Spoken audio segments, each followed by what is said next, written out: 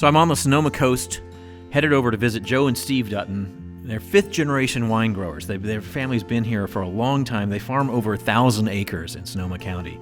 But what I'm particularly keen about this time is I'm visiting a new vineyard of theirs. They haven't even put vines in the ground yet, and I want to talk to them about why this place. Why do they think this place is going to be so spectacular for grapes?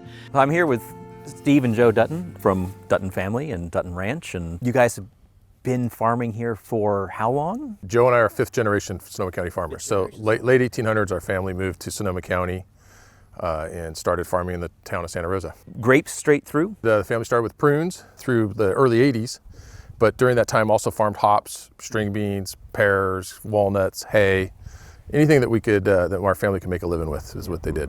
And so when was the big transition to grapes, though? After my parents got married in 1964, moved to the kind of the west side here to where the main ranch is now, just outside of Grayton, and that's when they started with the first grapes, vineyard, and apple orchard. So that's when it kind of transitioned to grapes and apples, which we farm today. You've known each other all your life, and your business partners. How does that work out? Early on, we both saw, I think we'd be better off together than apart, so keep things going and keep growing and making things happen. But there's only two of you, so there's not a tiebreaker vote, or at least there's not a tiebreaker vote I know of. So how do you resolve when you've got? My mom's still around. Yeah, So there is a tiebreaker. There is an ultimate authority. Our mother is still around, absolutely. So yes. Got it. So as long as if she's happy, then we can move forward. Yeah. Right. What does it feel like when you go into the store and you see multiple Dutton ranches all over the place? It makes you feel proud. Yeah. Especially being in New York City and having dinner and there's on the wine list, it's there. Absolutely. It's amazing that we do something that actually makes its way all the way across the nation. I think one of the interesting things about sustainability is that you can actually develop a property sustainably.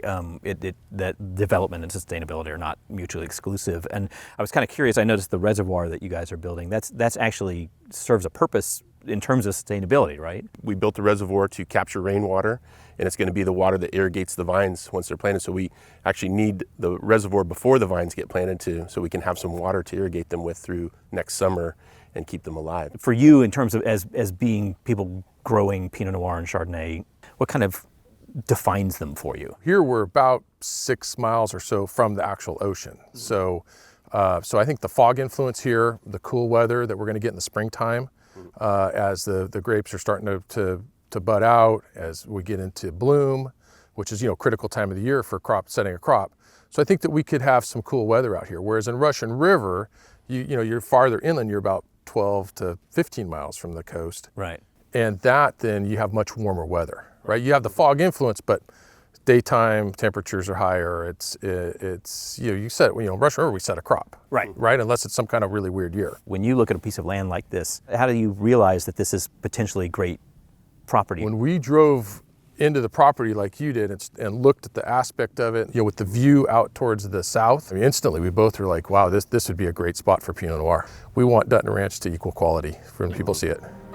What an amazing place to visit. And I'm pretty sure this is going to produce remarkable wines. The only hitch is we have to wait until 2021 to try them.